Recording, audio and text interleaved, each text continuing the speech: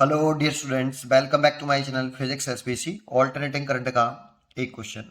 In inductor of 0.5 millihenry, capacitor 20 microfarad and resistance 20 ohm are connected in series with 220 volt AC source.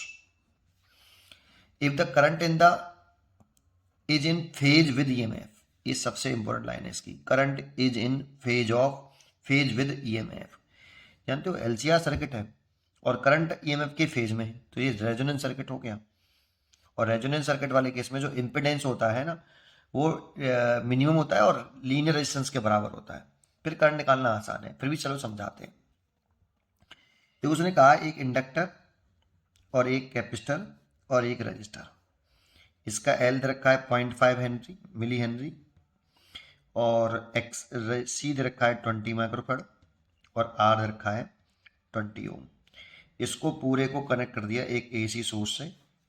और ये हमें जो देखो, जब कुछ बोले नहीं और AC सोर्स बोल रहा है तो VRMS वोल्टेज होता है, ये root mean square voltage 220 volt. ठीक है। और सबसे इंपॉर्टेंट लाइन है इसमें, current is in a phase with EMF। तो देखो इसमें तीन सिचुएशन हो सकती हैं। पहली कि इसमें I ऐसे होता है, VR ऐसे होता है, सेम फेज में होते हैं, है ना। और इसमें I ऐसे और VC the function of T नीचे की तरफ होता है। I इसमें ऐसे और VL the function of T ऊपर होता है। मतलब VC करंट से लैग करता है 90 डिग्री, VL करंट से लीड करता है, और यहाँ ये दोनों सेम फेज में होते हैं। अगर हम फेजर डायग्राम बनाएं इसका तो कुछ इस तरह से बनेगा।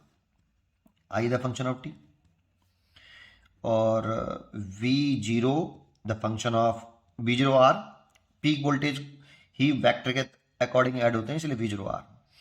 और ऊपर की तरफ ये V0L और ये V0C ऐसे। अब यहाँ तीन सिचुएशन हो सकती हैं। पहली कि V0L is greater than V0C। That means ऐसे लिख सकते हो इसे I0XL ग्रेटर देन I0XC। इससे कट गया तो XL ग्रेटर देन XC। इतना करना नहीं है, करने के लिए तो एक लाइन में हो जाएगा। एम्पलीट्यूड करंट सीधा लिखो I0 बराबर V0 अपॉन R, ऐसे वैल्यू पुट कर दो। रेजोनेंस वाली कंडीशन है ना, मैं समझाने की कोशिश कर रहा हूँ बस आपको। XL greater than XC। तो देखो ये वाली लाइन और ये वाली लाइन एक ही है। इस वाले केस में ये जो इन दोनों का टोटल वोल्टेज निकालेंगे, वेक्टर की तरह से ऐड करेंगे इसको, ठीक है।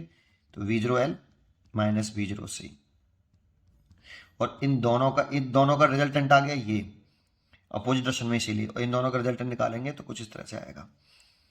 इसको बोलेंगे V0Z।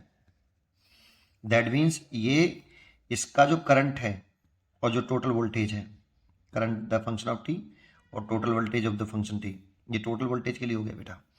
ये कुछ फेज रिलेशन है। VT लीड कर रहा है बेटा IT से by phase 5 radian.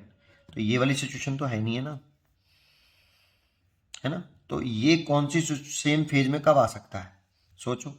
Same phase में आने के लिए I the function of T, ये V0R और ये V0L और ये V0C, ठीक है। इफ अगर मैं वे कहता कि V0L इक्वल टू V0C, तो इसे लिख सकता था I0XL बराबर I0XC। इसे कैंसिल, तो XL बराबर XC। और ये रेजोनेंस की कंडीशन होती है। जब ये कैंसिल हो जाएंगे तो यही तो बचेगा, ये टोटल होगा V0Z। और यही टोटल होगा तो इसका फेजर डायग्राम आप ऐसे बना सकते हो। I the function of t और V0 the function of T, sorry V the function of T. जो V0Z इधर आता है ना, उधर ही V फंक्शन ऑफ टी आता है। देखो ये सेम पेज में आ गए और सेम पेज में यही क्वेश्चन में गिवन है, और सेम पेज में आ गए तो ये तो कैंसिल हो गया ना बेटा। तो केवल V0Z हो गया I0Z और ये हो गया I0R, इसे कैंसिल, तो ZR हो गया। और ये XL बराबर XC भी आ रहा है। Z एक्चुअल में होता क्या है, रूट के अंदर R² plus XL minus XC का होल स्क्वायर। जब XL और XC बराबर आ गए, ये कैंसिल हुए तो XL और XC बराबर आ गए, तो ये कैंसिल हो गया तो Z बराबर आ गई तो आया। और इस वाले केस में पीक वोल्टेज लिखें तो एक्चुअल में लिखना चाहिए तो V0/Z, लेकिन Z R के बराबर है इसीलिए लिख सकते हैं इतना। तो सेम फेज में होते हैं और LCR सर्किट होता है तो वो रेजोनेंस LCR सर्किट होता है। ठीक, बस वैल्यू पुट कर दो इसमें। अब V0 की वैल्यू कितनी है आपकी, ये VRMS दे रखा है तो VRMS इक्वल टू होता है V0/√2। तो यहाँ से √2 इंटू VRMS ले सकते हो और Z हो गया आपका R। तो √2 VRMS 220 और R की वैल्यू है आपकी 20। 0 से 0 कट गया और ये कट गया 11 बार, 11√2।